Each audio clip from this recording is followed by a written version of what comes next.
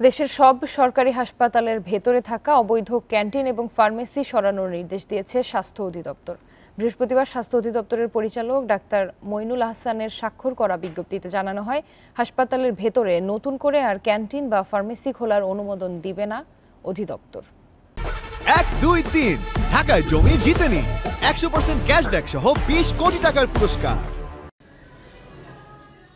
রাজধানীর জাতীয় হৃদরোগ ইনস্টিটিউট ও হাসপাতালের ভেতরে 6 বছরের বেশি সময় ধরে ব্যবসা করছে অন্তরা ফার্মেসি। এই ফার্মেসির পাশেই 10 বছর ধরে চলছে একটি ক্যান্টিন। একই রকম ব্যবসা চলছে শহীদ সরওয়ার্দী মেডিকেল কলেজ ও হাসপাতালের ভেতরেও। সারা দেশে সরকারি হাসপাতাল প্রায় 700, বেশিরভাগই অবৈধ ফার্মেসি ও ক্যান্টিন রয়েছে।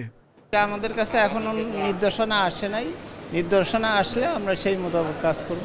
আমাদের ওরকম কিছু জানিয়েছি কিনা আমি জানি না, কারণ আমরা এখানে সবাই কাজ করি, তো মানে ওরকম দায়িত্বশীল কেউ এখন নাই। স্বাস্থ্য অধিদপ্তর জানায় এসব ব্যবসা রাতারাতি তুলে দেওয়া সম্ভব নয়, এজন্য কোনো সময়সীমা বেঁধে দেওয়া হয়নি।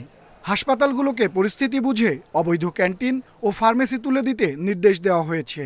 যে বেশিরভাগ ঔষধ কিন্তু আমরা হাসপাতাল থেকে সরবরাহ করছি, অল্প সংখ্যক ঔষধ কিন্তু আমাদের এখান থেকে কিনতে হয়।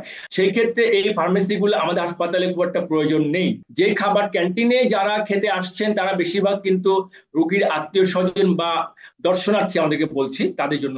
বৈধ ইজারার ফার্মেসি ও ক্যান্টিনের ক্ষেত্রেও কঠোর অধিদপ্তর। যেগুলোর অনুমোদনের মেয়াদ শেষ পর্যায়ে তাদের মেয়াদ নতুন করে বাড়ানো হবে না। আনোয়ার সাদাত নূর, ইন্ডিপেন্ডেন্ট নিউজ, ঢাকা।